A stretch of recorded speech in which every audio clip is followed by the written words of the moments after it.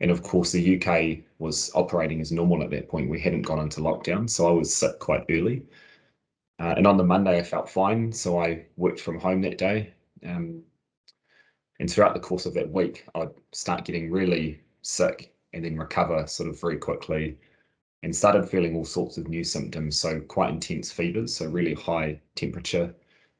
Hallucinations was a really strange part of that. I think when your brain gets so hot, starts playing tricks on you. And then it took, probably a full 2 weeks before I developed what you'd probably call the full COVID symptoms. So sore throat, dry cough, which turned into really struggling to breathe, lying on the floor and Googling, different ways or different breathing techniques.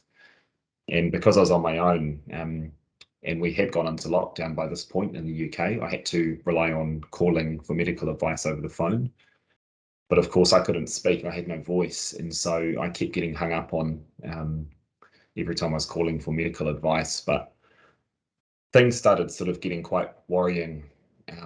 One night, my heart started racing. I'd never experienced heart palpitations before.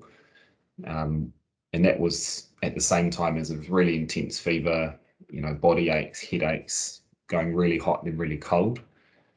And so everything was sort of coming on at once. And that's when I started to get quite worried.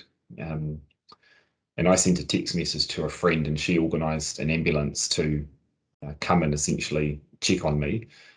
The ambulance took about 8 hours. I remember it was, this was the first wave of people, a lot of people getting hospitalised in the UK and in London especially.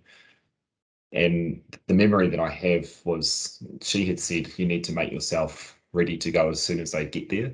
So have a bag packed, in case, and be ready to go. And I was lying sort of down near the front door and asleep essentially. And I woke up to the ambulance officers, bashing the door. And yeah, that was quite a strange experience because they were wearing rubbish bags. They didn't have PPE at the time, so they had ripped up rubbish bags all over their bodies to sort of protect themselves, and straight onto oxygen in the ambulance and taken into hospital. And that was kind of where it all kicked off.